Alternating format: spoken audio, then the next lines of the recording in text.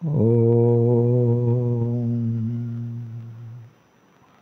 सर्वधर्मस्थापकस्तं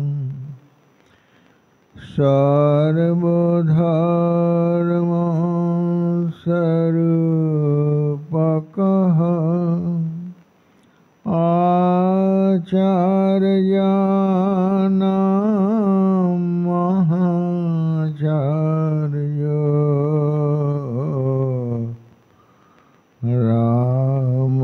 रामकृष्णाय ते नमः। মহারাজ আপনি 17 সালে এসেছিলেন, মহারাজ 12 সালে এসেছিলেন, তারপরে আমরা কোনো সাধু পাইনি। বুঝেছেন আপনাদের কত সৌভাগ্য। তাহলে উদ্দেশ্যটা ছিল, স্বামীজির উদ্দেশ্য ছিল ভারতবর্ষের গরিব মানুষের জন্য কিছু ব্যবস্থা করা। কোথাও লিখেছেন টাকা জোগাড় করা, তাদের অন্যের সংস্থান করা।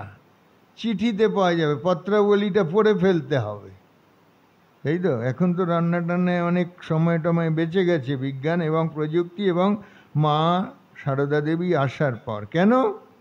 বসো, নিচেই বসতে পারো, কাছের থাকো তুমি। আমরা ইয়াংদের পছন্দ করি, এটা বুড়োরা পছন্দ করবে না হয়তো আমার কথাটা, ওরাও পছন্দ করে মনে মনে, যে আমার বাড়ির যদি নাতিটা আসতো, শুনতে পেত মহারাজের কথা।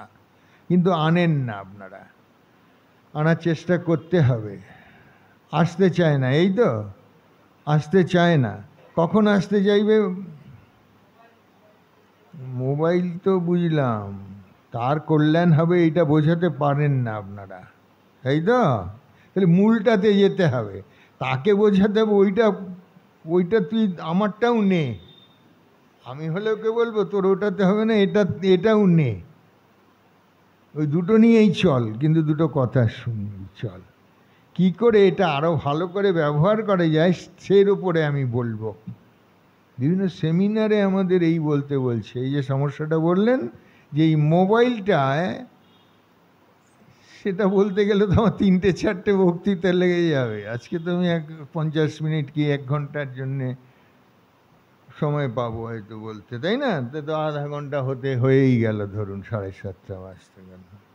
যে এইটার মধ্যে যে এত ভালো জিনিস আছে, এবং এটা আমাদের হাতে একটা যে কি আশীর্বাদ।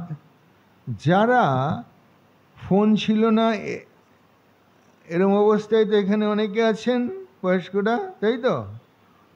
লাইন বোঝাচ্ছে যে বাড়িতে যে হাতে ধরা ফোন, সেটাও ছিল না এই অবস্থা, তো দেখেছেন আপনারা, আমরা যখন দেখেছি। আছে তো কিছু লোক যাকে আমরা ল্যান্ডলাইন বলতাম, তাই তো? সেই সময়ে যখন ল্যান্ডলাইন এলো, তখন কার গল্প শোনাবেন? দেখ এইটাতে কি কি আছে তুই বলতো, তুই এখন ছুটে যাচ্ছিস কেন ফোনটা ধরতে, তাই তো? আমি বলছি তুই এখন তো আমার সঙ্গে কথা বলছিস, ওটা এখন কে ফোন করলো ওটা তো তুই ওখানে উঠে যাবে না? হ্যাঁ, মিসড কল থাকবে। তাহলে মিসড কল থাকবে মানেটা কি?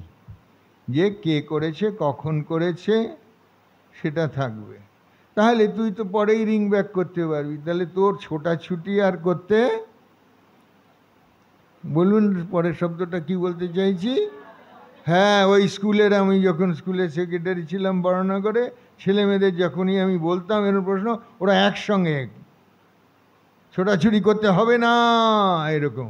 আপনার এরকম করে সব দুর্বল হয়ে পড়েছেন সারা জীবনে সংসারে খেটে খেটে। সংসারে খেটে যদি আমার জীবনের উন্নতি না হয়, সেই সংসারের দরকার নেই তো। উন্নতির জন্যই ভগবান আমাদের সুযোগ দিয়েছেন এই জন্মটা, মানব জন্ম। এসব উচ্চ চিন্তা আর কেউ, আর কোনো পশু পাখি মানুষ ছাড়া করতে পারে না। তখন গিয়ে আপনি বাথরুমে আছেন, না চান করছেন, না জপ করছেন, না কই মাছ কাটছেন, সবচেয়ে কঠিন কই মাছ কাটা, তখনও গিয়ে ফোনটা গামছা টামছা হাতে নিয়ে ধরতে হয়েছে, যাতে ওটা না হয়ে যায়, গামছাটা ধুয়ে নেব, কিন্তু ওটাতে গায়ে ওইসব না, ছাই ফাই দিয়ে তো কই মাছটাকে আগে মানে জ্যান্ত অবস্থাতেই মারার চেষ্টা করেও সে মরে না, কড়াইতে দিলেও মরে না, সেই মাছটা কাটা, আর চারদিকেই তার কাটা। কি, কারণ ও মুখে টুকে কোনো এক্সপ্রেশন নেই কেন? মনে পড়ছে না কই মাছ কাটা কি কঠিন? হ্যাঁ, ওই রকম আমার শব্দ করবেন, তাহলে বুঝবো যে হ্যাঁ বুঝতে পারছেন ব্যাপারটা।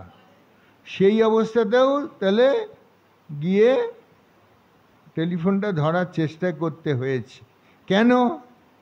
এইটাতে যে সুবিধাগুলো বিজ্ঞান ভগবানের ইচ্ছায় করে দিয়েছে, সেই সুযোগ তখন, তাহলে ওরা এইগুলো জানেন, এইগুলো নিয়ে গল্প করুন।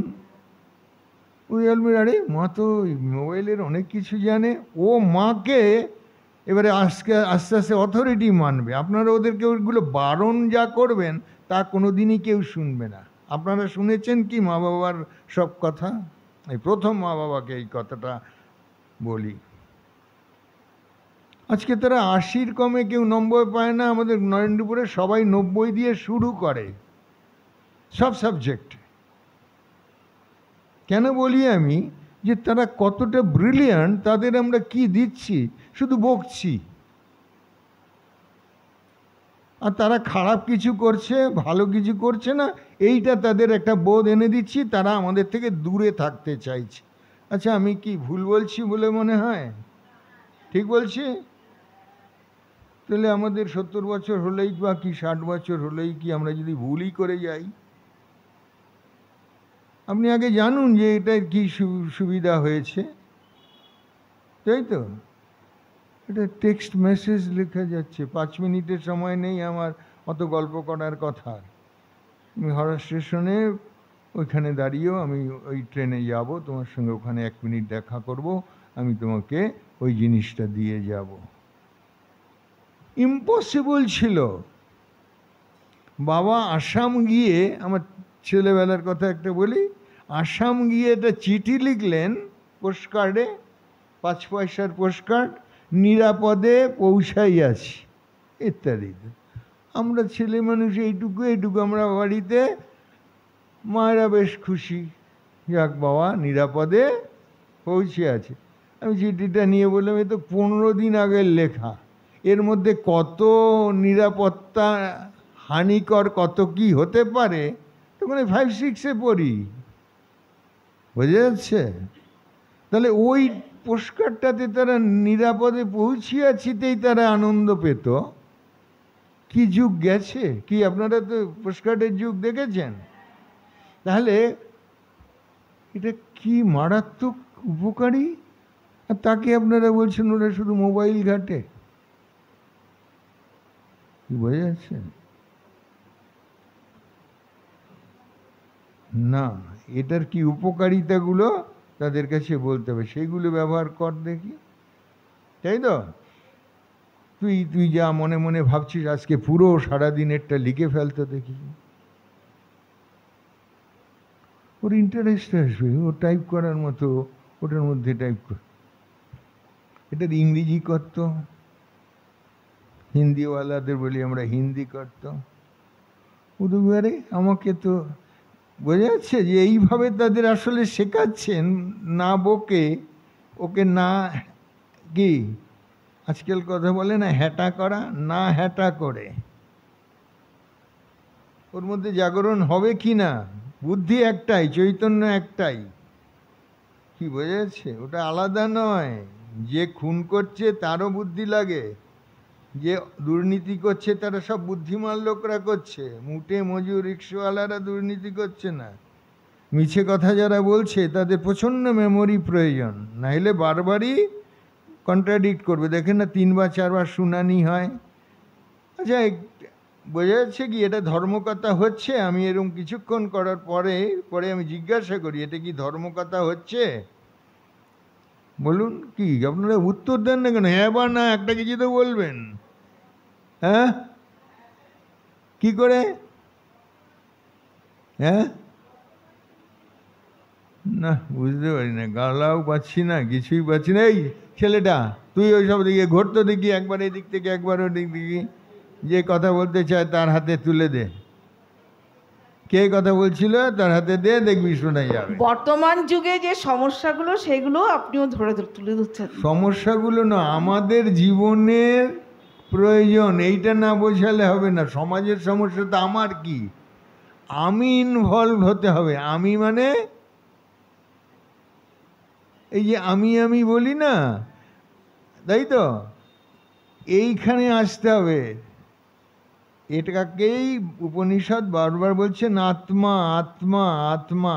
বেদান্ত এই যে সর্বপ্রিয়ানন্দজি কেউ কেউ শোনেন তো কি বলে, সে এই যেগুলি বলছি সেইগুলিই বলে যে আমি আমার লাভ বা লোকসান সেটা প্রত্যেকেই এই আবার উত্তর দিতে পারছেন। আমি যখনই থামবো বলেছি পরেরটুকু আপনারা বলবেন, বলে পাগলেও নিজের লাভ, ওইটুকু বলবেন ব্যাস, তাহলে বুঝবো যে আপনারা বুঝছেন। পাগলে যখন বলছি আপনারা তো কেউ পাগল নয়, তা আপনারা যে বুঝছেন সেইটার উত্তর দেবেন হ্যাঁ, যে পাগলেও বোঝে। তা আমরা পাগল নয়, আমরা নিশ্চয়ই বুঝবো। তা আমি আমার ছেলের কিসে ভালো হবে সেইটা বলতে হবে, আমার কিসে ভালো হবে সেটা আমি গ্রহণ করব, তাকে বলে ধর্ম। ক্লিয়ার? ভগবান লাভটা অনেক পরের কথা। শ্রীরামকৃষ্ণ এমনভাবে বলছেন মনে হচ্ছে যেন এটা জল ভাত এখনই করে তারপরে যা কিছু করো, এই তো। ওদের সামনেই ভগবান শব্দ টব্দ আমরা বলি না। ইয়াং ছেলে মেয়েদের কাছে যেখানেই যাই বা আধুনিক ছেলে মেয়েদের কাছে যেখানে যাই, কলেজ ইউনিভার্সিটি বিভিন্ন রকম জায়গায় সাধুদের আজকাল ডাকে, যে ওদের প্রথমেই বলছে যে মা বাবারা যে এই মোবাইল থেকে ওদের কি করে বিরত রাখা যাবে, টপিকটা দিয়ে দেবে আপনাকে। আমি যখন বলতে শুনি বিরত রাখা, সে তো আদিম যুগে আবার চলে যেতে বলছেন। মানে আমরা কি সাফার করেছি হয়ে যাচ্ছে। কলকাতা কলেজে এখান থেকে গিয়ে যখন ট্রেন বাতিল, পয়সা সঙ্গে নেই, একটা মান্থলি টিকিট, সেটা ট্রেন না চললে আমাকে বাসে উঠতে দেবে? আর এখন এটা হ্যাঁ এই তো যে কন্ডাক্টরকে বলবো আমি এটা তোমার কিউআর কোডটা বলো, আমি দিয়ে দিচ্ছি। সে অবাক হয়ে যাবে, জানি সাধু মহারাজ। তাহলে সাধুরা বোকা নয়, এটা স্বামীজিকে দেখে প্রথম পৃথিবী জানলো, আর জেনেছিল বুদ্ধকে দেখে, থেকে বোকা বলেছিল, যেহেতু সে রাজার বেটা, তাই তো, সেই তো রাজপুত্র, বাবা তখনও রাজা, সেই তো রাজা হবে, তাই তো। তার মা আছে, বাবা আছে, রাজত্ব আছে, সব ছেড়েছেন। আবার বউ আছে, তার ছেলে, আপনার যত দিক থেকে দুঃখ পাওয়ার আছে জগতে সেই সবগুলো তিনি ছেড়েছেন। সেই জন্য তাকে বোকা জগৎ বলবেই। আরে একটা রাজত্ব পেলে মানে একদম কি আম্বানি আদানি হয়ে যেতাম, আর এই বুদ্ধ সিদ্ধার্থটা এত বোকা। ক্লিয়ার? তাহলে আমরা আমাদের জীবনটা এবং ওদের জীবনটা কী করে উন্নত হবে তার চেষ্টা করব। ওর কিসে ভালো হবে এটা বাড়িতে বোঝাতে পারছি না, এই তো। এটার থেকেও যে ভালো জিনিস আছে একটু জেনে নিস তো, যে তোর আজকে যে পড়াটা পড়িয়েছে সেটা এটাতে কোথায় আছে, তার উপরে কটা বই আছে, পরপর বিবলিওগ্রাফি দেখিয়ে দেবে, মানে বইগুলোর নাম বলে দেবে। আমি সবাইকে বলি খাতা ভর্তি করে লিখে দিবি, অবাক হয়ে যাবে জানি এই সাবজেক্টের উপরে এতগুলো বই আছে। এটাই তো তার জানার কথা না 9, 10, 11, 12 ওই সব লিখে দিচ্ছে। কি গণতন্ত্র কি বলে দেখতো, এখানে কি বলছে, কি বুঝিস এখানে, যে গণতন্ত্র তোরা বলছিস, এই যে ভোট আসছে মুক্ত বই আছে, এগুলো আপনাদেরও জানা হবে ওদেরও জানা, ও তখন পড়ে শুনিয়ে দেবে। যে হিউ এই বলেছে, লক এই বলেছে, স্টুয়ার্ট মিল এই বলেছে, কি বোঝাচ্ছে, ওয়াশিংটন এই বলেছেন। এইবারে ভারতবর্ষের কারা কি বলেছে এইসবের মধ্যে দেখা যাবে, ঠিক আছে।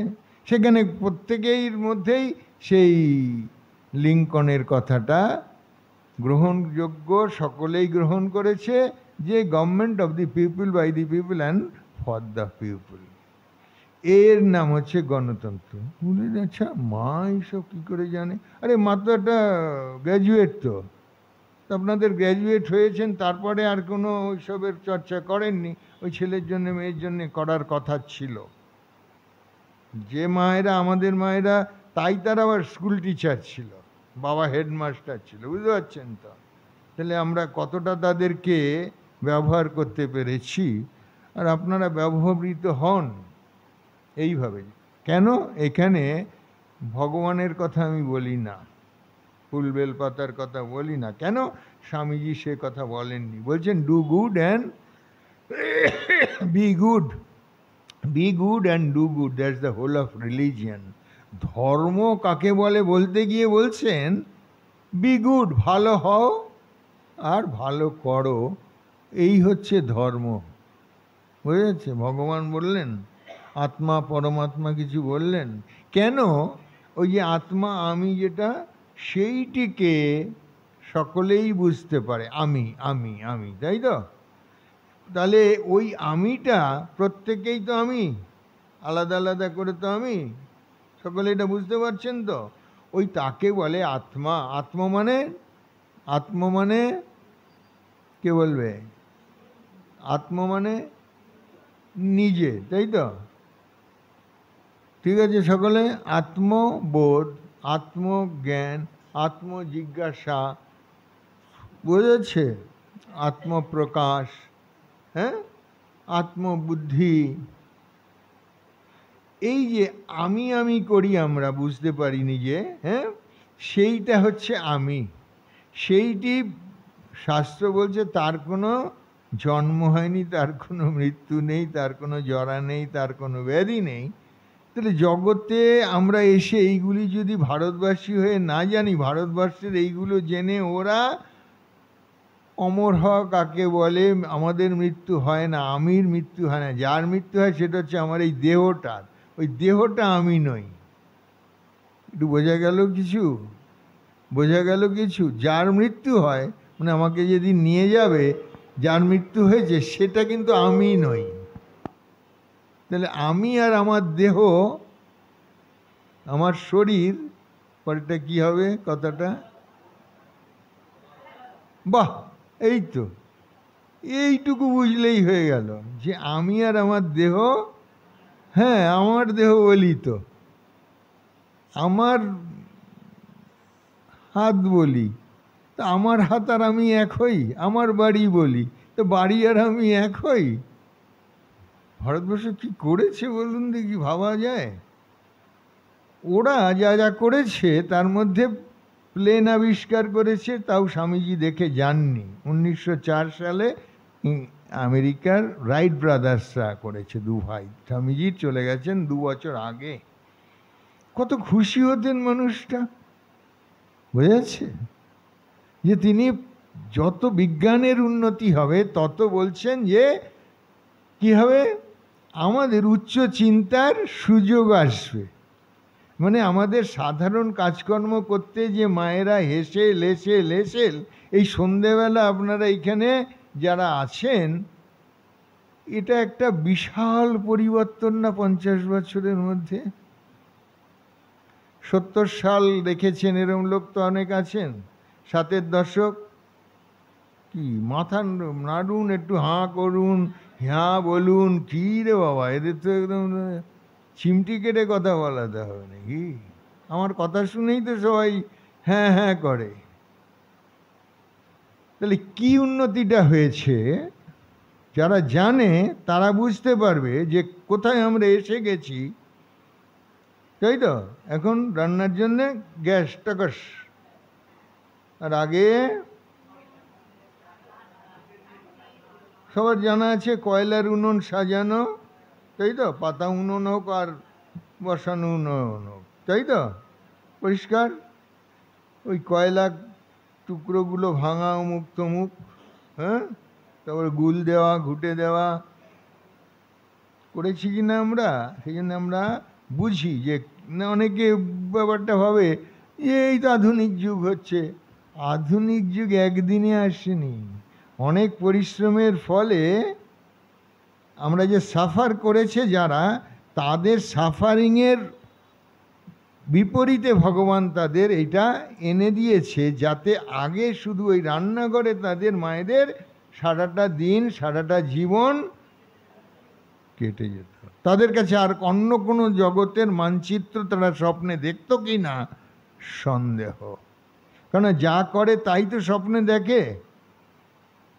তারা আমেরিকা ইংল্যান্ডে গেছে কি না আমরা জিজ্ঞেস করি নাই।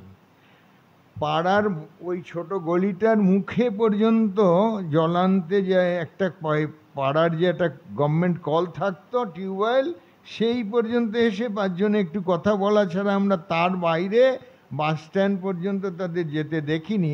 এইরকম মায়েদের আমরা দেখেছি। আপনারা দেখেছেন? এইবারে হ্যাঁ, এটা অনেকটা একটু জোর হয়েছে। সেইটা থেকে এখন টকাশ করে গ্যাস, ঠিক আছে। এখন আমাদের বাড়ির 51বর্তী পরিবার, বোঝা আছে, মা যখন মশলা বাটতেন বিশাল শিলনোড়ায় মনে হচ্ছে যেন ডন বৈঠক দিচ্ছে, বোঝা যাচ্ছে। এই ভারী শরীর বিছানার নিচ পর্যন্ত, খাটের নিচ পর্যন্ত নিচু হয়ে মুছে ফেলতো। এখন একজনকে বলুন, ইয়াংদেরই বলুন, মানে লাফিয়ে ওঠার কথা। ওই হরমনপ্রীত আর জেমাইমা এরা যে ছোটাছুটি করছিল সেই দিন, এইরকম আমাদের মনে ওঠার কথা যে আমরা যে 70-এর সাল দেখেছি, দর্শক দেখেছি, 80-র দশক দেখেছি, আর এখন দেখছি, তাই তো? এখন ওই মশলা বাটার কিছু দরকার আছে, জেকে কোম্পানি সবগুলো যেটা যেটা দরকার, তাই তো? আর ওই বড় শিলনোড়ার এই ওপর দিকটা অর্ধচন্দ্রাকার থাকতো, তাতে এই 20-25 জনের রান্নার যে কি মশলা, শুকনো লঙ্কা এতটা, জিরে গুঁড়ো, জিরে বাটা এতটা, আদা এতটা, পেঁয়াজ বাটা এতটা, ধনে বাটা এতটা, হলুদ বাটা এতটা, একদম এইরকম।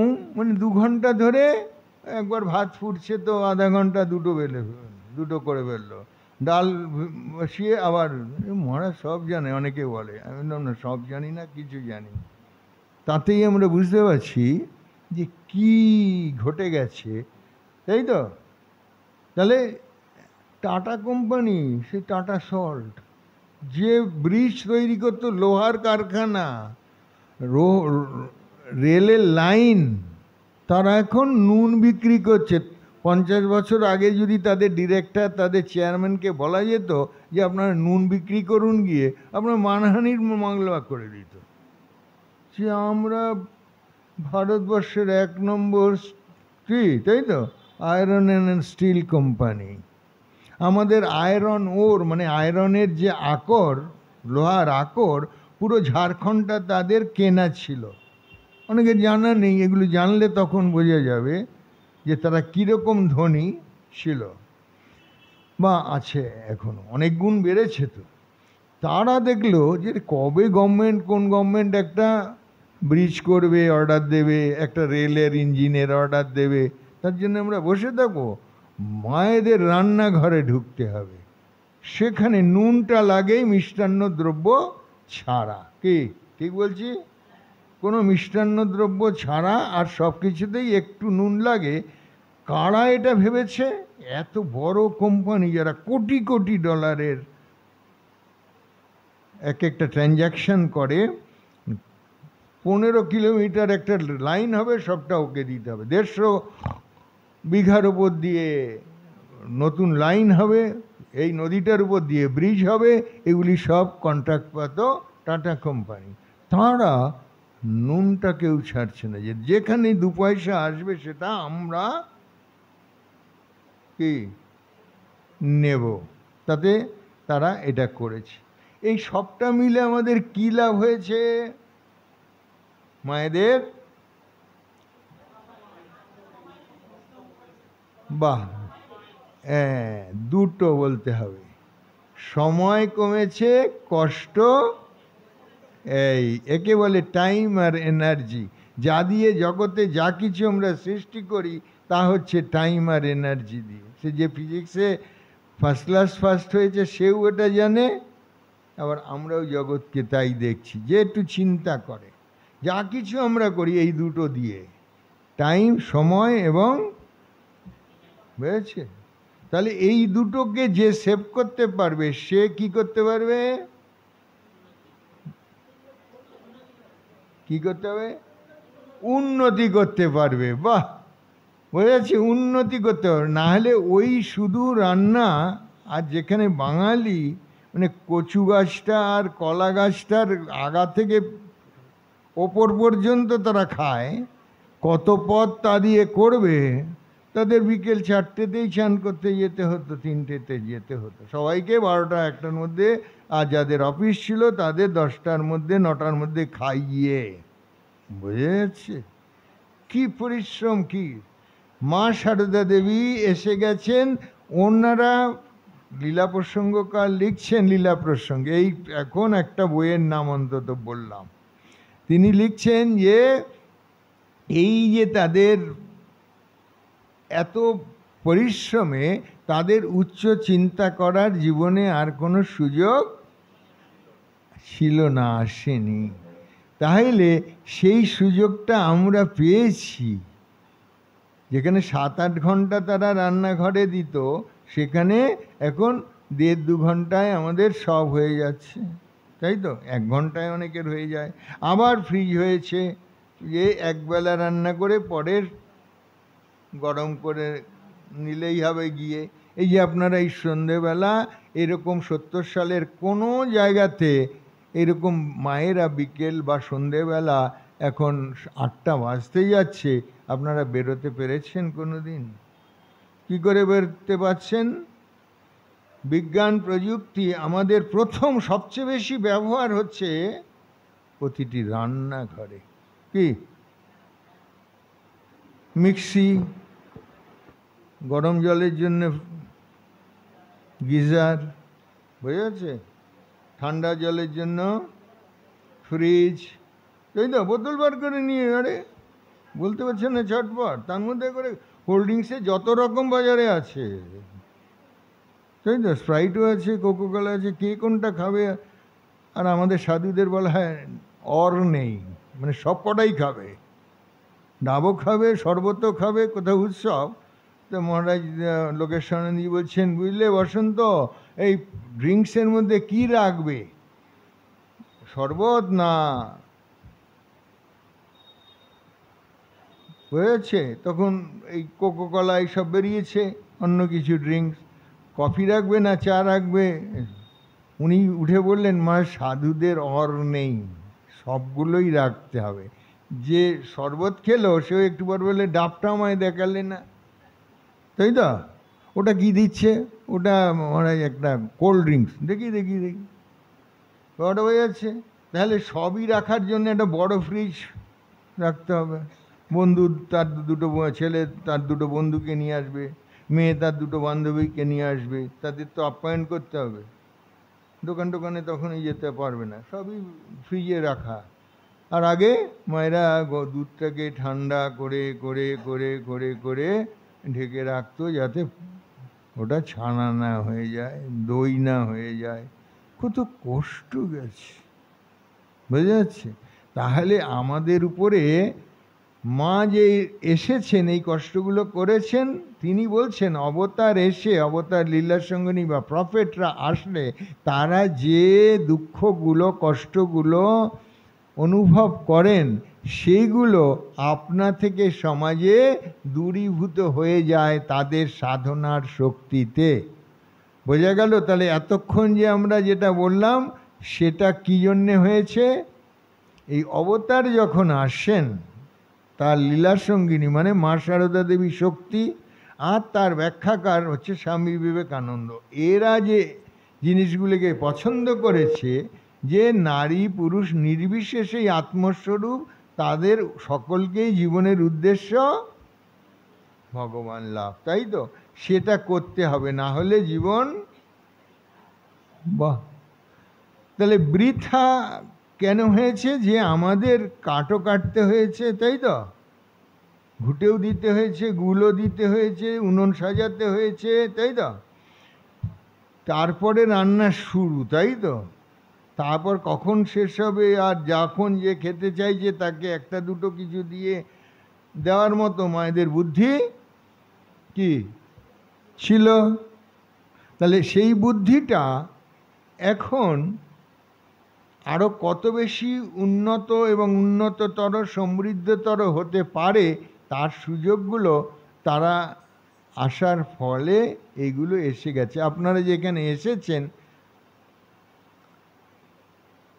বাড়িতে আপনাদের নিশ্চয়ই মনে আছে, আমার মা খুব নিকট আত্মীয়র বিয়েতেও বলতো আমি বিকেল বিকেল একটু গিয়ে ওদের ওখানে দেখা করে একটু এক গ্লাস জল খেয়ে আসবো, তোমরা সন্ধেবেলা যাবে।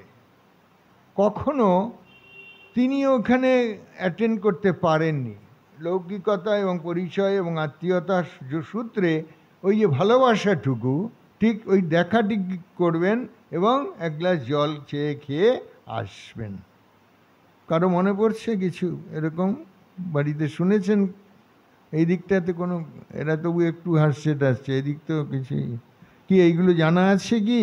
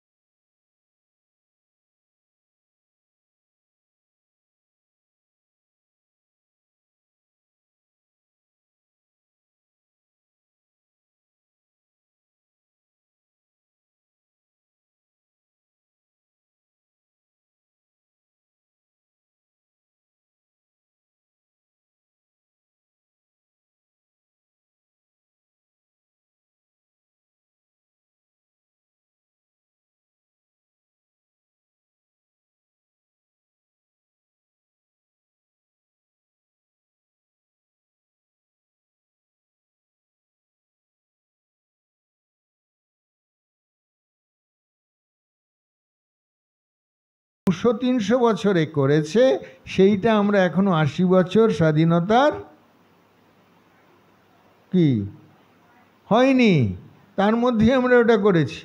ওরা চাঁদে গেছে 71 সালে আমেরিকা, আমরা এই তো 2 বছর আগে 3 বছর আগে গেছি, এবং সব পৃথিবীর সব দেশ স্বীকার করছে যে ভারতবর্ষের চাঁদে যাওয়াটাই সবচেয়ে লেটেস্ট উন্নততর। কেন? সেই যন্ত্রটা ওখানে ঘুরেছে এবং প্রতিদিনই কিছু না কিছু খবর এই মর্তে মানে এই পৃথিবীতে দিয়েছে। আগে দিতে দেওয়ার সিস্টেমটা বা ততটা উন্নত ছিল না, বোঝা যাচ্ছে? তাহলে ওরা যেগুলো নিয়ে গর্ব করত, আমেরিকা এবং ইংল্যান্ড বা ইউরোপের দেশগুলো, তারা সব যুদ্ধবাজ দেশ ছিল। যুদ্ধ ছাড়া ওরা কিছু জানতো না। কেউ যদি 400 বছরের ওদের ইতিহাস পড়ো, তোমরা দেখবে যে সব তারা যুদ্ধ। আর আমাদের ঋষিরা কি করছে তখন? স্বামীজি বলছেন যে তারা যখন উচ্চ চিন্তা করছে, তোমরা পেছন দিক থেকে এসে তাদের আক্রমণ করে তাদের যে ধর্ম দর্শন আধ্যাত্মিকতা উচ্চ চিন্তা করার ক্ষমতা, সেটাকে তোমরা খর্ব করেছ। এটা সত্যি কথা, তাই তো? এইটাই ভারতবর্ষ, এত অভাব অনটন এখনও আছে, এত দুর্নীতি এখনও আছে, তাই তো? সবাই সাধু হয়ে যায়নি, সবাই সৎ হয়ে যায়নি।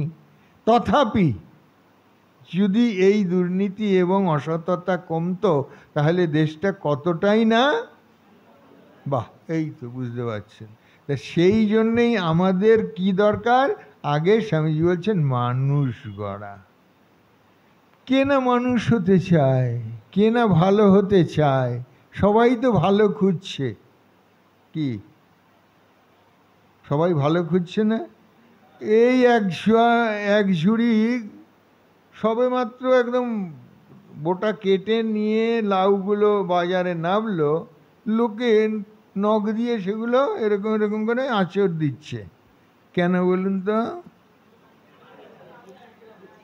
হ্যাঁ, একসঙ্গে বললে হবে না। একজন, আপনি কি বললেন? কচি কিনা মানে ভালো কিনা, এই তো সোজা কথা।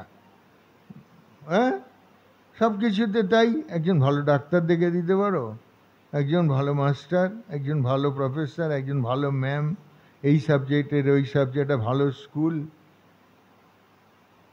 কি আমি ঠিক বলছি তো? কিন্তু ভালো হতে বলছেটা কি? ভালো হতে বলা মানে সে সেটা করছে কিনা, আমরাও বড়রা করছি কিনা, তার সামনে যতক্ষণ না প্রমাণ দিতে পারবো ততক্ষণ তারা শিওর। তাহলে আমাদের বড়দের কতটা দায়িত্ব পড়ছে বোঝা যাচ্ছে। ভালো হওয়া বললেই বা ওদের ভালো করব বললেই ওরা আমাদের থেকে অনেক বেশি বুদ্ধিমান, সোজা কথা, বুদ্ধিমান। এই যে মায়েরা, আমি একটা ঘটনা বলি, যখন বর্ণনা করে আমি সেক্রেটারি স্কুল, তো ওটা ক্লাস 1 থেকে একদম 12, মা তার ছেলেটিকে রেজাল্ট বেরোনোর দিন এরকম মানে বুকের কলারটা ধরে মারতে যাচ্ছে, আসুন, ঘাবড়ে গেছে। আরে সেক্রেটারি মাঝ রাখছে, উনি লজ্জা পেয়ে গেছেন। না লজ্জা পাওয়ার কিছু নেই। কিরে, কেন মারছে তোকে? ও কেন অঙ্কেতে 96 পেয়েছে, মানে তার মার ইচ্ছে 100। আমার তো মনে হয় ওর ওই মার দেখে মনে হচ্ছিল 100-তে 200 পেলে খুশি হতেন। আপনারা বলতে পারলেন না ঠিক, বোঝা যাচ্ছে? এবারে যদি সেই মায়েদের জিজ্ঞাসা করা যেত, আপনি ম্যাট্রিকে কত পেয়েছিলেন, এই ছেলেমেয়েরা এখনো কতটা ভালো, আমি ওইটা বহু সেমিনারে বলি, সবাই অবাক হয়ে যায় যে একটা মহারাজ নেগেটিভ কথা বললেন না তো। কি নেগেটিভ বলার আছে কি? ওরা যদি আপনাদের জিজ্ঞাসা করে তুমি কত পেয়েছিলে ম্যাট্রিকে, কি ওরা তো এটা জিজ্ঞেস করছে না। কতটা রিগার্ড, ওদের নাকি সম্মান দেয় না নাকি, কি মা বাবা দাদু দিদা অমুক তমুক বহুজন তো আমাদের বিভিন্ন স্টেজের লোকরা তো আমাদের কাছে নালিশ করে, আবার ওরা নালিশ করে ওইরকম যে না আপনারা যে মার কাছে মায়ের কথা বলছেন আমাদের মাকে তো সেরকম দেখি না মহারাজ। তখন আমরা বুঝতে পারি সমস্যাটা তো কোথায়, আমরা কি জানি না সেটা? ওদের তো আর সেটা ওভাবে বলা যাবে না যে তুমি চেষ্টা করো, তুমি চেষ্টা করে ওদের মনের পরিবর্তন করো। মানে মায়েদের ওদের মনের পরিবর্তন করার কথা ছিল, এবার ওদের বলি মা বিশ্বাস করুক যে তুমি তোমার পরিশ্রমে, তোমার সততায়, তোমার নিষ্ঠায়, তোমার অধ্যবসায় মায়ের তোমার প্রতি যে ধারণা সেটা পাল্টে দাও। কি তাহলে ওরা ওটা পারবে, আপনারা পারবেন না, আর পারছেন না তো আনতে। আমি সব জায়গাতে বলি, একজন দুজন কি ছেলে পিলে নেই আপনাদের বাড়িতে, ভাইপো ভাগ্নে নাতি নাতনি, আপনারা নাকি তাদের ভালো চান না? দেখ না গিয়ে, আয় না, দেখ না কি কি।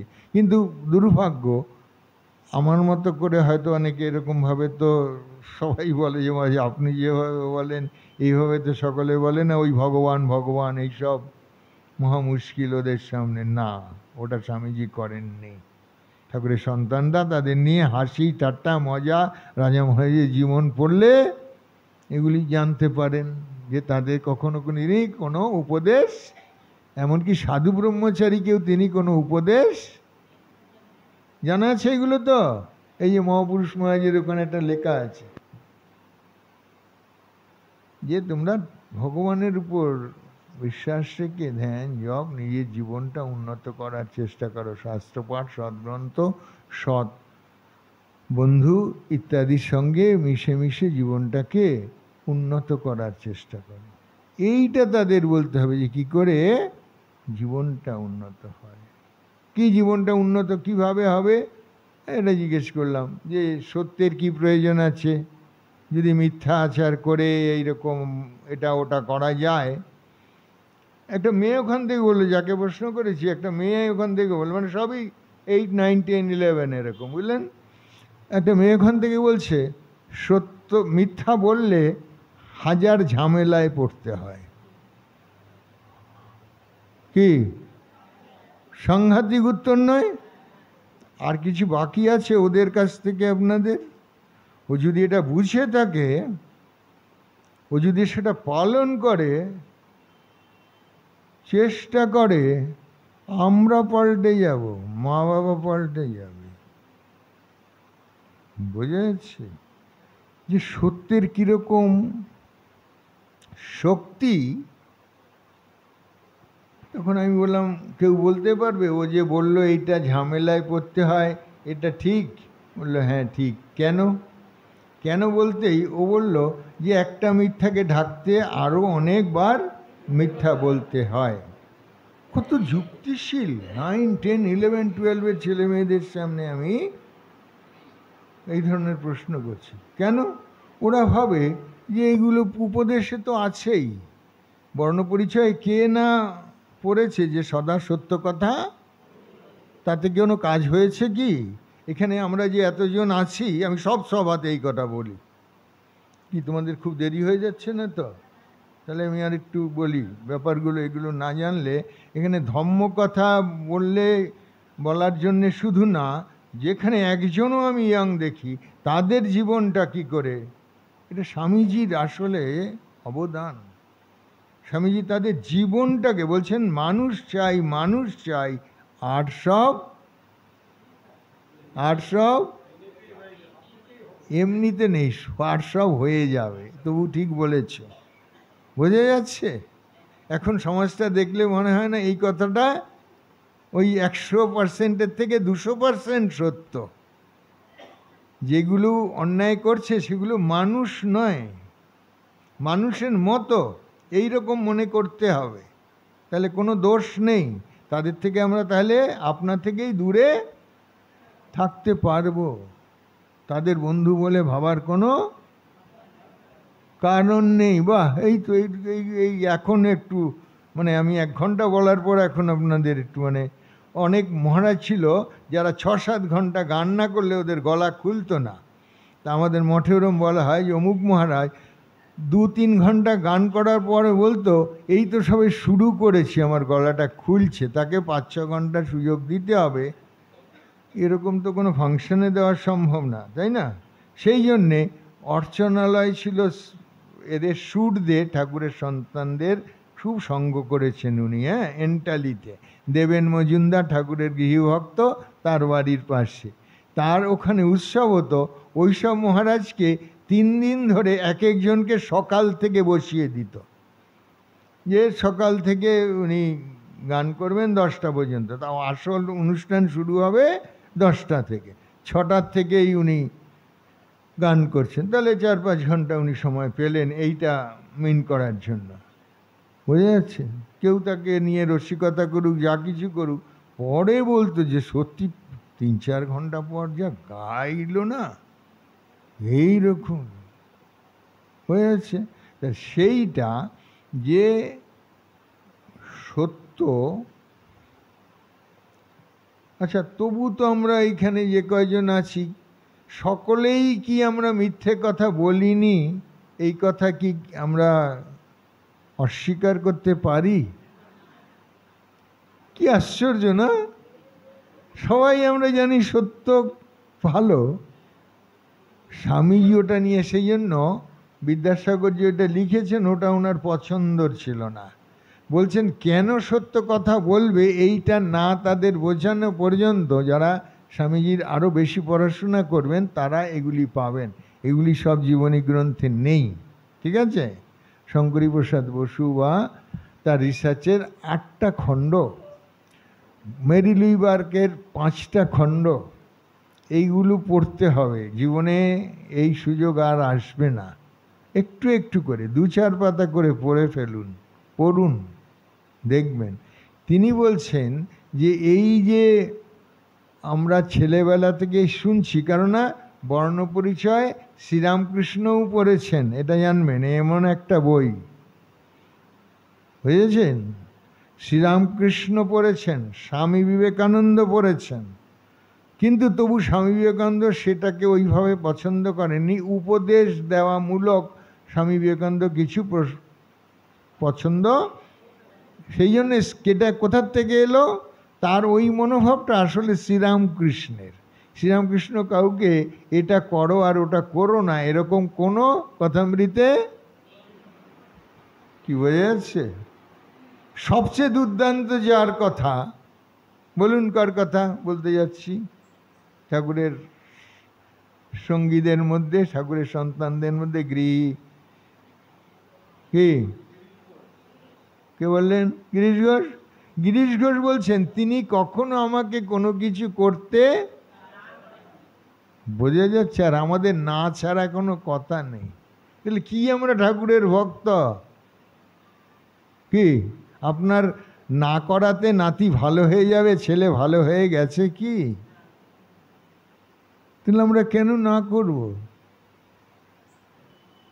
এই যে বললাম কিছু বাড়ির ঘটনা বলে ফেলতে হয় ছেলেবেলার বা কম বয়সের, তাহলে ওরা যে বলে যে আপনারা এরকম মা বাবা পেয়েছেন বলেই। একদিন ইস্টবেঙ্গল মোহনবাগানের খেলা, আমরা ইস্টবেঙ্গলের সাপোর্টার, বাড়িতে কার্ড আছে, দেখে এলাম, বুঝেছে, কলেজ থেকে। তার মানে সেদিন কলেজে 1-2 ক্লাস করেছি আর ফাঁকি। পরের দিন আমাদের স্থানীয় জায়গাতেই মান্না দে আসছে, সকালে ফাংশান। ও আপনারা তো এখানকারই লোক, আপনারা তো জানেনই আমি এখানকার। বিজয়া সিনেমা হল ছিল। সকালবেলায় সকাল 10টা থেকে 2টো পর্যন্ত মান্না দে এবং কী বলে সন্ধ্যা মুখার্জি, বুঝেছে? তো সেদিন আমি কলেজ আমার যাওয়ার কোনো ইচ্ছে নেই, লুকিয়ে টিকিট কেটে রেখেছি, যাবো না। পরদিন মনে হলো যে আরে আমার ওই অমুক বন্ধুর তো দাদার বিয়ের কার্ড ফার্ড মারিতে মাকে বুঝিয়ে টুজিয়ে গিয়েছিল, ও যাবে অমুক তমুক। আমি তো মহা মুশকিলে পড়েছি, বাবাকে তো এটা বলা যাবে না। দুদিন এরকম পরপর, তৃতীয় দিনের জন্যে কিছুতেই মাকে বারবার বলছি কী হবে, ওরা তো ভীষণ মন খারাপ করবে, এই সেই, আমি ওর এত বন্ধু, ওর দাদার বিয়েতে না গেলে কি করে হবে, এই সেই। মা বলছে আমি এবারে বলতে পারবো না, তুমি বাবাকে বলে। আমি তো জানি আমার মাই ভরসা, সবার কাছে যে মাই ভরসা। এই যে তিনজন আছে না, ঠাকুরও তো সহজ নয়, স্বামীজিও ভরসা, কিন্তু স্বামীজি হচ্ছেও মা আমাদের বেশি ভরসা, তাই তো? হ্যাঁ, তাহলে দেখছেন তো মিলছে কিনা। তো মাই ভরসা, মাকে যে করে বলছি এই যাত্রায় উতরে দাও, নাহলে ওরা তো তোমাদেরও ভাববে তোমরা বাধা দিয়েছো, তোমরা যেতে দাওনি। না না, পরপর দুদিন ওরকম যাওয়ার পরে আর হয় না এরকম। সে মা প্রথম দিন রাত্রে একটু কথা উঠাতে গিয়েও দেখছে বাবার মুড টুড বলতে পারেনি। পরের দিনই যাওয়া, আইদার কলেজে দুটো একটা ক্লাস করে, তিনটে ক্লাস করে হয়তো বিকেলের দিকে যাব, যাতে সন্ধ্যে কলকাতা কলেজে পড়তাম, ফিরে আসতে পারবো। বোঝা যাচ্ছে তো? মানে সেই রাত 9টায় খাওয়াবে তার পর্যন্ত অপেক্ষা করার সময় নেই। 8টা বা 7টায় খাওয়ালে সম্ভব না, বিকেলে গেলেও একটু আধটু কিছু করে বন্ধু তো চলে আসবো, তাহলেও যেতে হবে। এইরকম মা অনেক কষ্ট টষ্ট করে, সন্তানের জন্য মায়েরা সব সহ্য করতে পারে।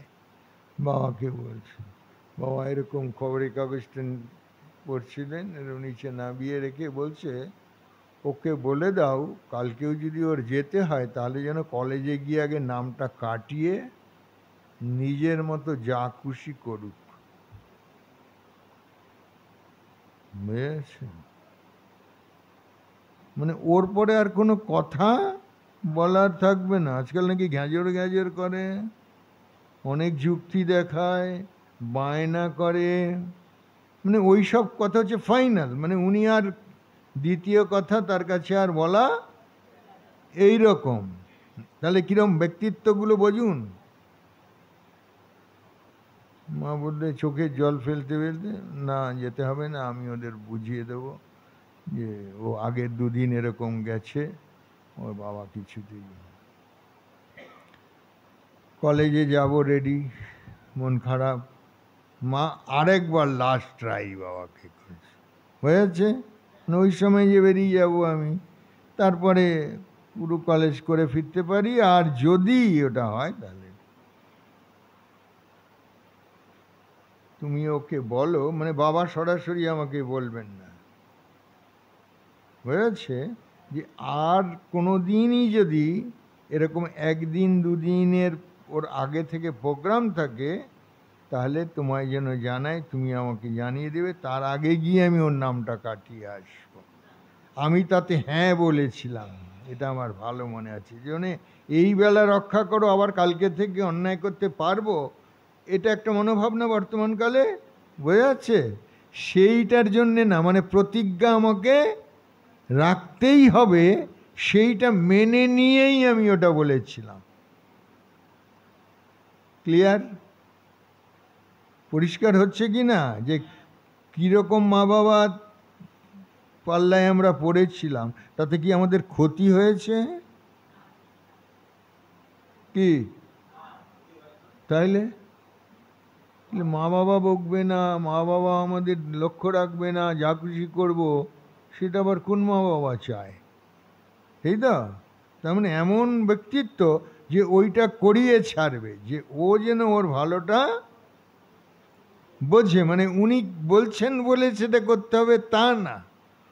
ওর যদি ওরকম প্রোগ্রাম থাকে, ওকে স্বাধীনতা দিচ্ছি, কিন্তু তার আগে আমি গিয়ে ওর নামটা কাটিয়ে আসবো। যে খরচা খুব কষ্ট করে এদেরকে মানুষ করার চেষ্টা করছি, তাতে যদি ওদের সায় না থাকে, আর ভাইদের মধ্যে আমি সবচেয়ে ভালো রেজাল্ট করি, তাকে এই কথা বলছে, বুঝতে পারছেন?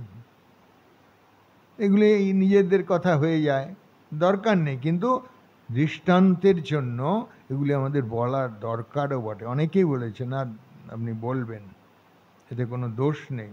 মানুষ সবসময় ভাবে যে মা বাবা যেন তেন প্রকারেণ রাজি হয়ে যাবে, না। তাহলে এটা একটা। এবার সত্য সম্পর্কে একটু বলে 5 মিনিট, যে ও যে মেয়েটি বলেছিল এবং পরে আরেকজন ছেলে বলল যে ওই বারবারই তাহলে ওই সত্যটা বলে ফেললে একবারে ঝামেলা চুকে যায়, কিন্তু মিথ্যা বললে সেটা বারবার আর মিথ্যাই বলতে হবে। কতবার মিথ্যা কথা বলতে হবে? যে এই যে দেখছেন না, এক একজনের জন্য যখন শুনানি হয় 3 মাস পর, 6 মাস পর, 1 বছর পর আবার হয়, এই 4 বার শুনানির পরে ওরা বলে যে আগের শুনানির সঙ্গে এই শুনানির কোনোটার সঙ্গে কোনোটার ক্লিয়ার। তাদের আমরা ভালো করতে যাচ্ছি না, এর থেকে আমরা জীবনে কীরকম হব সেটার জন্য এইগুলি দিগদর্শন, বোঝা যাচ্ছে? তাদের আমরা ভালো করতে চাইব না, যে সরকার কেন কিছু করছে না, অমুক কিছু করছে না, সেসব বলবো না। আমার প্রত্যেকে তো আমি, তাহলে কতজনকে ভালো করার আছে আমার জীবনে? কে বলবে এটা? প্রত্যেকেই আমরা এক একজন আমি, তাই তো? এই সব নিয়েই আমরা, প্লুরাল, তাই তো? তো জগতের মানুষ বলতে কাকে ঠিক করতে হবে? বাহ, সাংঘাতিক! এইটা যে বুঝেছে না, সে উপনিষদ বুঝে গেছে।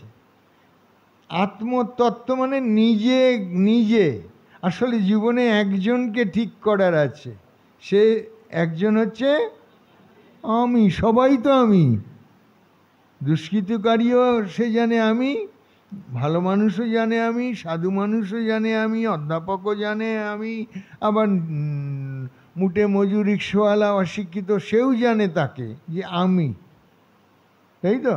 একজন রিক্সাওয়ালার গল্প বলি একটা, তাহলে আমি গল্প বলতে ভালোবাসি। এগুলো স্বামীজি বলছেন না, ভারতবর্ষের আকাশে বাতাসে মাটিতে সব জায়গায় ধর্মর আছে। আমি ভাবতাম স্বামীজি সব কিছু বাড়িয়ে বলেন, এটা আপনাদেরও মনে হবে, স্বামীজি গভীরভাবে পড়লে মনে হবে প্রথম দিকে যে স্বামীজি সব কিছু এক্সাজারেট করে বলেন, অতিরঞ্জিত করে যেন বলেন। এটা একটা আমার পয়েন্ট স্বামীজির সঙ্গে আমার, মানে আমার কলেজ লাইফ থেকেই, যে স্বামীজি যা পড়ি মনে হয় যেন বাড়িয়ে বলেন, যে ভারতবর্ষে এই সমস্ত অনাচার, এটা ওটা সেটা, তাই তো? তখন ইমার্জেন্সি 75-এ কলেজে পড়ি, পার্ট 2 পরীক্ষা দেব, একটা প্রাইম মিনিস্টার অফ ইন্ডিয়া, তিনি জেলে গেছেন, তিনি এলাহাবাদ হাইকোর্টের ভার্ডিক্টে হেরে গেছেন, মানে নিজেদেরকে অত্যন্ত লজ্জিত মনে হতো যে কি এরকম। এই যাই হোক, স্বামীজি পড়ি, আর স্বামীজি এইসব কথা বলছেন অনেক পরে। আমি তখন গোল পার্কে রয়েছি পোস্টিং, সাধু হওয়ার পরে, অনেক পরে, মানে আমি বেলুর মঠেই ছিলাম 21 বছর 6 মাস, তারপরে প্রথম আমার পোস্টিং হয় গোল পার্কে। সেখানে থাকতে আমার একটা ডাক্তারের কাছে আসার কথা ছিল, ক্যান্টনমেন্টে আমাদের পরিচিত একজন ডাক্তার, প্রভানন্দজি সেক্রেটারি। তাকে বললাম আমি ওনার কাছে একটু যাব, হ্যাঁ, যে ঘুরে আসো, ওনাকে একবার দেখে আসো। তাকে আমি ওখান থেকে দমদম ক্যান্টনমেন্টের স্টেশনে নেমে সেখান থেকে ওনার ওখানে একটা রিক্সা ধরে যাব বলে একটি রিক্সাকে বললাম অমুক পাড়ায় যাবে, অমুক ডাক্তারবাবু, হ্যাঁ যাব। গেলাম, তাকে জিজ্ঞেস করলাম, নামলাম, ক টাকা ভাড়া? বলে 7 টাকা। তার হাতে 7 টাকা দিলাম, আমার দেখানো হয়ে গেল। তারপরে আবার তো আমি ফিরবো, আবার স্টেশনেই ফিরবো, তাই তো? তাহলে ওই দিক, এবারে বিপরীত দিক থেকে যে রিক্সা আসছে সেটাই উঠতে হবে, বোঝা যাচ্ছে তো? কি বোঝা যাচ্ছে তো? উঠলাম, নামলাম, তাকে আমি 7 টাকা দিলাম, সে আমাকে 1 টাকা ফেরত দিচ্ছে। আমি বলছি তুমি 1 টাকা আমাকে ফেরত দিচ্ছ? সে বলছে যে 6 টাকা তো ভাড়া, আপনি 7 টাকা দিচ্ছেন কেন? আমি বললাম আমি তো এখানকার নই, আমি গোল পার্কের দিকে থাকি কলকাতায়, সেখান থেকে আসছি, আগে যে রিক্সাওয়ালা এলো সে বললো 7 টাকা, তাই তোমাকেও 7 টাকা দিচ্ছি। রিক্সাওয়ালা আমাকে অবাক করে বলছে, সে অধম্য করছে বলে আমিও অধম্য করব। আমার মনে হলো স্বামীজি আমার মুখটা ঝামা দিয়ে ঘষে দিয়েছেন। কেন বলছি, আমি সবসময় স্বামীজিকে সব কিছু বাড়িয়ে বলেন বলে আমার ধারণা ছিল যে ভারতবর্ষের অতি সাধারণ মানুষও ধর্মকে ধরে আছে। মুটে মজুর রিক্সাওয়ালা এখনো দুর্নীতির জন্য জেলে আছে আমরা জানি না, কিন্তু উচ্চশিক্ষিত উচ্চ দায়িত্বপ্রাপ্ত মন্ত্রীরা জেলে আছে ভারতবর্ষে অনেক, তাই তো? তারা তো মুটে মজুর নয়। তো স্বামীজি কারেক্ট কি? স্বামীজি না হলে কী করে? একটা কথা আমি দিয়েছি তাকে বেশি, তাই তো? আমি তো 7 টাকা তাকে দিয়ে ফেলেছি, তো সে 1 টাকাও বেশি নেবে না। আর যারা কোটি কোটি টাকা, ঘর নাকি ছাদ পর্যন্ত টাকা যাদের বাড়িতে রাখা হয়েছে, তারা বলছে আমাদের এটা নয়। যারা রেখেছে তারা বলছে আমরা ওখানে রাখতে যাব কেন, কারণই নয়, তাই তো? তাহলে 1 টাকা যে ছাড়তে পারে তার বুকের পাটাটা কত বড়, তাকে তো দিয়েছি, বোঝা যাচ্ছে? ভারতবর্ষের মানুষ ধর্ম অধর্ম বলো বোঝে কি? কেউ কি কিছু বললে না? ভারতবর্ষের মানুষ ধর্ম অধর্ম বোঝে। কিন্তু স্বামীজির কথা ঠিক, ওই তাকে এখানে আমরা স্মরণ করি। কেন? তিনি মানুষ হতে বলেছিলেন। ক্ষুদিরাম চট্টোপাধ্যায়ের নাম জানা আছে? এইটা বললেই শেষ করবো। বলছিলাম যে সত্যটা কীরকম মারাত্মক জিনিস। তার জমিদার বললে যে আমার একটা মিথ্যার সাক্ষীতে তোমার একটু হাজির হতে হবে। সে তো শুনে বলছে বাবা আমাকে রক্ষা করো, তাই তো বলেছিলেন। আমি তো ওটা পারি না। পারবো না বলছেন না, আমি মিছে কথা বলতে পারি না। ওহ, মানে বুকটা জুড়িয়ে যায় না এরকম একটা মানুষের কথা শুনলে, তাই তো? সে যে পারবো না টারবো নাতে অহংকার আছে, তাই তো? যে বা তুমি অন্যায় করছো, আমি ন্যায়বান, আমি সৎ, এর একটা অহংকার আছে, বোঝাচ্ছে? আমি তো মিছে কথা বলতে পারি না, আমি তো বলতে গিয়ে হয়তো সত্যি কথাই বলে দেব, তাই তো? তিনি কি জানেন না জমিদারের কথা না শুনলে কি হয়? কি হয়? উচ্ছেদ, ভিটে মাটি থেকে দূর করে দেওয়া। তাই হয়েছিল।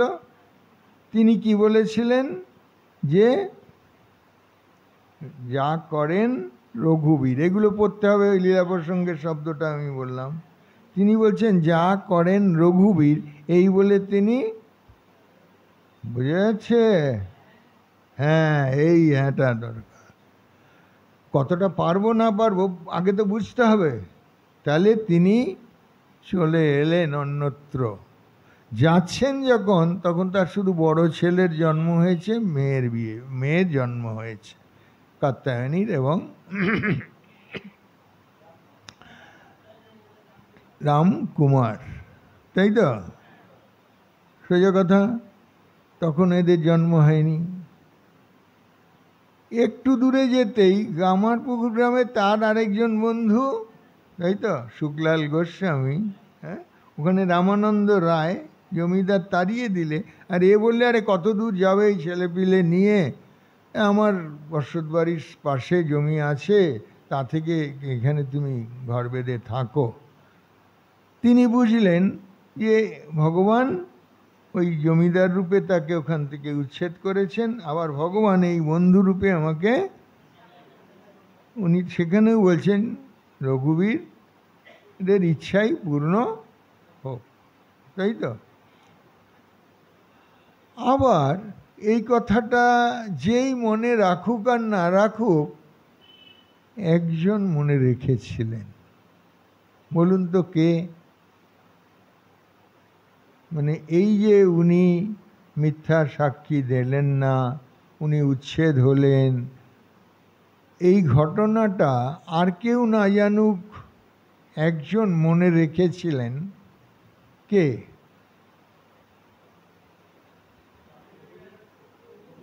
হ্যাঁ, রঘুবীর। আর কেউ কিছু বলুন। বলতে পারছেন না এটা কেন বলুন তো? রামকৃষ্ণ। রামকৃষ্ণের তো তখন জন্মই হয়নি। কে বললো রামকৃষ্ণ? হ্যাঁ, ওরম বললে হয়? বলো। চন্দ্রমণি দেবী জানে কি জানে না, কোথাও উল্লেখ নেই তো। আমরা কি করে বলবো? না, আমরা যেটা জানি সেটা কেন বলছি না? ভগবান বিষ্ণু, ভগবান কি, ওই যে ভগবান কথাটাই বেরোলো।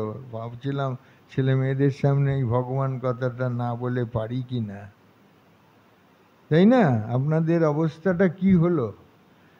এটা তো আগে, যে তিনি মিথ্যা সাক্ষী দেবেন না বলে ওখান থেকে উচ্ছেদ হলো, তারপরে তো তিনি গয়ায় গেছিলেন কি পিতৃপুরুষের জন্য।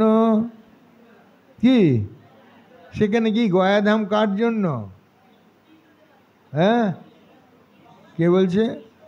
পিণ্ড দেওয়ার জন্য বলছে গয়ায়। কোন ভগবানের স্থান? এক একটা ভগবানের তো অনেক নাম, অনেক রূপ। উনি রঘুবীর বলেছেন, রঘুবীরও ভগবান। রঘুবীর কে? রামচন্দ্র। কি বোঝা যাচ্ছে? আর এখানে বিষ্ণু, তিনিও রামচন্দ্র, তিনিও নারায়ণ, তিনিও সব। কিন্তু তবু তো আমরা অযোধ্যাতে কোন ভগবান? রাম। তাহলে সেরকম যখন আমরা বলবো যে বিভিন্ন ভগবানের তো নাম এবং রূপ এবং সময়কাল আলাদা তো, তাই না? তা যখন আমরা জিজ্ঞাসা করব যে শ্রীকৃষ্ণ সম্পর্কে, তখন তো আমরা শ্রীকৃষ্ণ ভগবান বলবো, তাই কি না? সেটা কোথায়? যে মথুরা বৃন্দাবন যখনই কথাটা হবে তখন বলতে হবে সেখানে ভগবান শ্রীকৃষ্ণ, তাই তো? নবদ্বীপ শান্তিপুর বললে এই সেই রকম তো সবই জগন্মাতাও যা, সব ভগবানই তাই, যে নামই হোক। কিন্তু যখন আমরা বলবো যে এই কথাটা আর কে জানতো, এটা কারো মনে পড়লো না যে ভগবান বিষ্ণু সেটা মনে রেখেছিলেন, আর কেউ মনে রাখুক না রাখুক। কারণ তার দরকার হয়েছিল, তিনি জন্মাবেন একটা বাড়িতে, সেই বাড়িটা খুঁজছিলেন, তাই তো? কোথায় তিনি? সবার জানা তো এটা। এইটা চিন্তা করতে তো বোঝা যাচ্ছে, খুব কঠিন অঙ্ক টঙ্ক তো দিচ্ছি না আমি। কি ক্যালকুলাস, কোয়ান্টাম ফিজিক্স, বহু কিছু পড়তে হয়েছে। অন্যদের থেকে পড়েছি যে আমার এটা জানার ইচ্ছে আছে, তুই এটা পড়েছিস, তুই আমায় বুঝিয়ে দে। কি বোঝা যাচ্ছে? তাহলে আর কেউ মনে না রাখুক, তাই তো? আমরা অবশ্যই বলতে পারি যে একজন মনে রেখেছিলেন। কি মুখে কেউ বলছে না কেন? কি হ্যাঁ হ্যাঁ না, একজন মনে রেখেছিলেন, তিনি ভগবান বিষ্ণু। কি করে বুঝলাম? তার জীবনীতে আমরা পড়ছি, তিনি তাকে স্বপ্নে দর্শন দিয়ে ওখানে গেছেন পিতৃপুরুষের পিণ্ডদান করবে, রাত্রে ঘুমিয়েছেন এই ধর্মশালা ডালায়, তাই তো? তো বিষ্ণু সারা পৃথিবীকে তিনি দেখতে পান। তিনি একটা সৎ মানুষকে খুঁজছেন, এই তো? একটা কি মানুষ? আরো ঠিক করে বলো তো। আমি ইচ্ছে করে সৎ কথাটা বললাম, তোমাদের বলা উচিত। হ্যাঁ, ধর্মপ্রাণ, ধার্মিক না, সত্যবাদী। সত্যবাদী এটা প্রত্যেকটা যে ইম্পর্টেন্ট, কোন শব্দটা ব্যবহার করবে। তিনি তো একটা সত্যবাদী মানুষের ঘর খুঁজছেন। ধার্মিক তো বটেই তাহলে তিনি, কিন্তু এখানে শুধু ধার্মিক বললে হবে না, এখানে তিনটে সত্যবাদী লোককে খুঁজছেন। তাই না? কারণ ওখানে তো উনি সত্যবাদী লোককে খুঁজেছিলেন যে একে দিয়ে মিথ্যা সাক্ষীটা দেওয়াবেন, তো ও সত্যবাদী খুঁজেছে। ভগবানও কি খুঁজছেন? সত্যবাদী লোককে খুঁজছেন সারা পৃথিবীতে। আর কাউকে যেন তিনি, লন্ডন, আমেরিকা, ইংল্যান্ড যারা গর্ব করে তাদেরকে ভগবান নাক ঘষে দিয়েছে, তাদের দেশ থেকে সিলেক্ট হলো না। ভগবান দরিদ্র ব্রাহ্মণ, তাকে ঘুম ভাঙিয়ে বলছেন আমি তোমার ঘরে জন্ম নেব। আবার তিনি ওই জমিদারকে যেমন হাত জোর করে বলেছিলেন রক্ষা করো আমাকে, আমাকে বাঁচাও বাবা, এইসবের মধ্যে আমাকে নিও না। ভগবান সামনে এসে বলছেন, তাকে বলছেন আমাকে রক্ষা করো, আমাকে রক্ষা করো, আমি গরিব বামুন, আমার নিজেরই চলে না, আমি কি করে তোমার। এগুলি পড়া আছে তো, এত সামান্য জিনিস, কোনো কঠিন জিনিস বলছি না আমি ইম্পর্টেন্সটার কথা বোঝানোর চেষ্টা করছি যে সত্যটা কীরকম। যে উনি সত্যবাদী লোক খুঁজতে সারা পৃথিবীর যে কোনো দেশে পেতে পারতেন না। আবার সেই স্বামীজি যে বলেছেন যে এই দেশ ধর্মের দেশ, এই দেশে ধর্ম বিরাজ করছে, তাই তো, সাধারণ মানুষের মধ্যে বিরাজ করছে। এবার স্বামীজিকে আর আমি অবিশ্বাস করতে পারবো যে তিনি বাড়িয়ে বলেন? ভগবান বিষ্ণু সিলেক্ট করছেন ক্ষুদিরামকে। কি বলে করছেন? যে তুমি চিন্তা করো না ক্ষুদিরাম, হ্যাঁ, তুমি আমাকে যা দেবে তাতেই আমি এই সন্তুষ্ট কথাটা। তাহলে জীবনে সবচেয়ে ইম্পর্টেন্ট হচ্ছে সন্তোষের, কি বলে, সত্যের পরেই যেন সত্যের সঙ্গে সন্তোষের সম্পর্ক আছে, সেখানে সন্তুষ্ট হব কথাটা আছে। এত খুঁটিয়ে খুঁটিয়ে পড়লে কত আনন্দ বলুন তো, তাই না? তাহলে কে সবচেয়ে বেশি সত্যের জন্যে দিতে পারবে, নিজেকে বিলাতে কে পারবে? যে ইতিমধ্যেই, বলো তো, সন্তোষ যার আছে, সন্তুষ্ট যে, যেতে আমার তো কোনো ভয় নেই, ওটা ও বুঝিয়ে দিয়েছে যে ওখান থেকে উঠে আসতে হবে। এখন জানা যাচ্ছে অনেক পুরনো দলিল টলিল ঘেটে ক্ষুদিরামের ওখানে দেড়ে গ্রামে 125 থেকে 120 থেকে 125 বিঘে জমি ছিল। যে জমি ছেড়ে এসেছেন,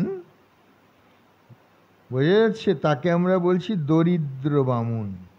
মানে জমি টমি তো পরে যে যা করবে করবে, ওইটা দিয়ে আমি কি করব।